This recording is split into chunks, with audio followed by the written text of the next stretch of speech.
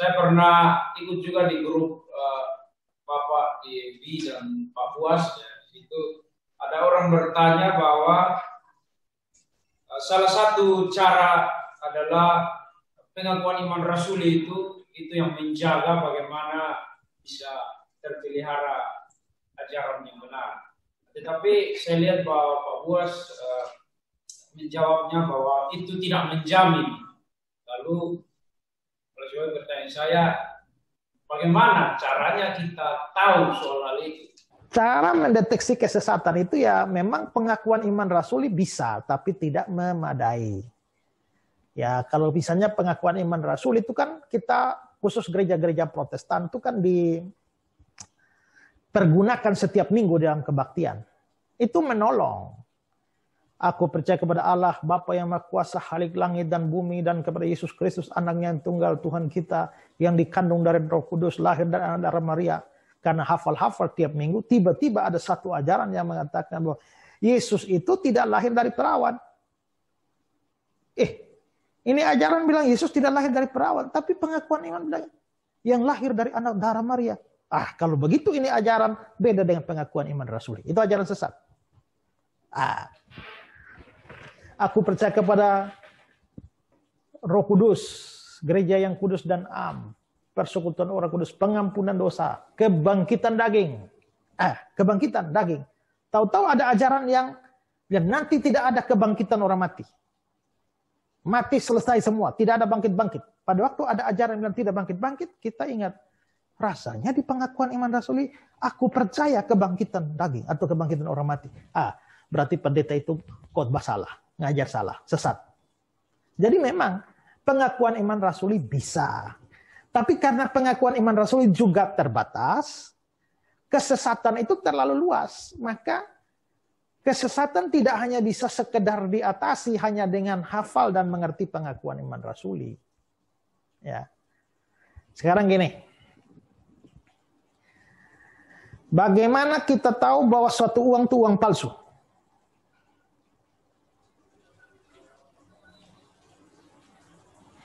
Apa? Di terawang?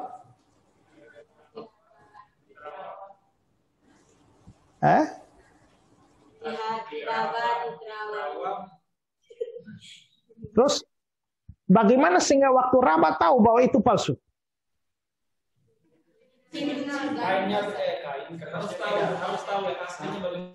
Ya, maka harus tahu yang asli dulu. Kalau kamu tidak pernah tahu uang asli, gimana tahu uang palsu? Seorang mengatakan bahwa orang teman mereka di bank itu tiap berapa menit dikasih uang raba. Besoknya raba lagi terus, raba terus. Jadi raba terus uang asli ini.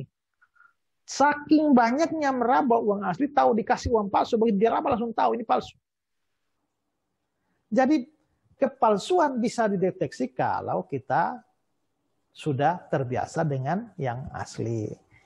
Kalau raba uang asli juga jarang-jarang, ya. Bagaimana bisa tahu palsu? Ya, nah begitu juga. Ajaran sesat itu gampang dideteksi kalau orangnya ngerti dan hari-hari hidup dengan ajaran yang benar. Ya. Kalau ajaran yang benar tidak diketahui dengan jelas, ya. Bagaimana tahu yang palsu? Gitu. Karena saya menekuni doktrin-doktrin dan belajar tiap hari dengan ajaran yang benar, begitu satu orang khotbah saya cepat sekali mendeteksi ini ajarannya sesat. Ya. Karena hari-hari ya dengan ajaran yang benar. Jadi gimana caranya? Ya harus tahu, harus belajar. Apalagi saudara yang sekolah teologi, maka belajarlah. Apologetika ini sebenarnya bukanlah mata kuliah yang berdiri sendiri. Karena kamu tidak bisa berapologia dengan baik kalau doktrin Kristusmu kacau balau. Kamu tidak bisa berapologia dengan baik kalau doktrin Allah Tritunggalmu kacau. Kalau doktrin tentang Alkitabmu kacau. Kalau doktrin keselamatanmu kacau. Kalau doktrin Roh Kudusmu kacau. Kalau hermenetikamu parah. Jadi sebenarnya apologetika itu adalah berdiri di atas pilar-pilar yang sudah harus berdiri sebelumnya. Ya. Makanya sebenarnya kalau saya disuruh memilih, saya lebih suka pelajaran apologetika itu di tingkat-tingkat akhir. Supaya semua mata kuliah yang lain sudah diterima, sudah paham, tinggal kita aplikasikan dengan apologetika.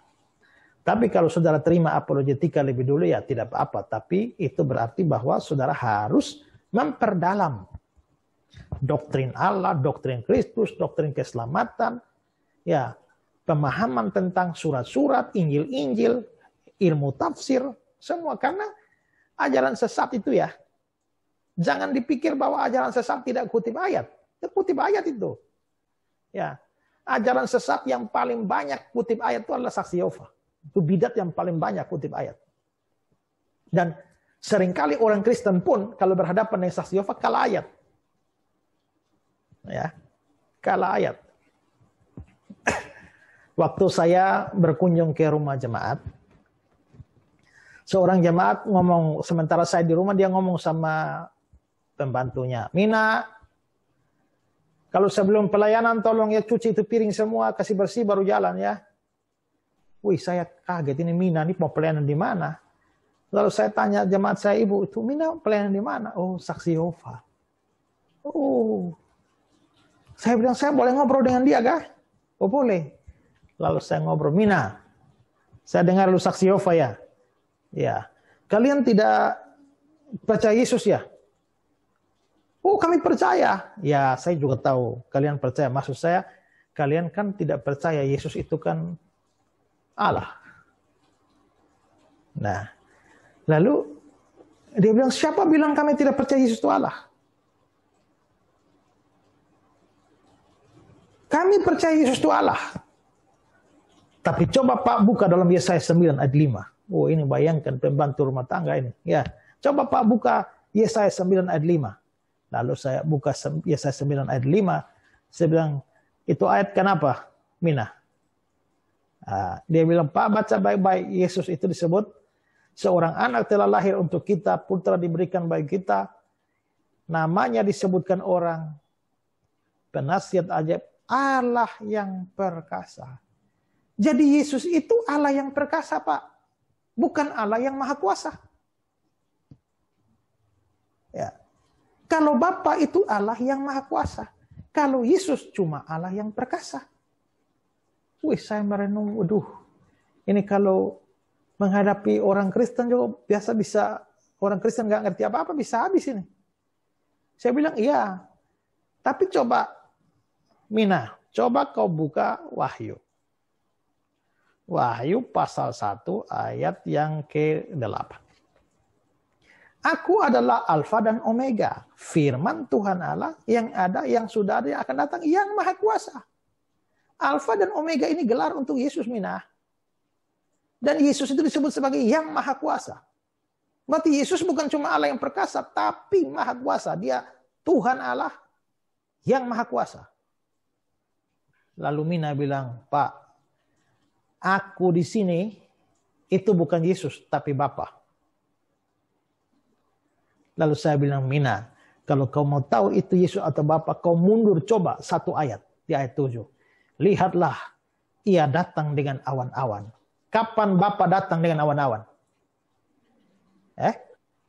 Setiap mata akan melihat dia, juga mereka yang telah menikam dia. Kapan Bapa ditikam? Yang akan datang dengan awan-awan itu cuma Yesus. Yang pernah ditikam itu cuma Yesus. Karena itu dibilang, aku itu menunjuk pada yang ini, yaitu Yesus. Berarti Yesus bilang, aku Alfa dan Omega, firman Tuhan Allah. Berarti Yesus itu Tuhan Allah yang maha kuasa. Yesus itu maha kuasa. Gimana, Mina? Nah, kan begitu. Nah, kalau kita doktrin Kristus kita kacau, bagaimana mau berapologetika? Berapologia. Kita gampang dihabisi oleh mereka yang bidat-bidat seperti itu. Jadi itu sebenarnya hermeneutis, itu kan ilmu hermeneutis. Jangan tafsir ayat di luar konteks. Nah, karena itu maka hermeneutika saudara harus bagus. Karena ajaran sesat itu sering banyak ngutip ayat.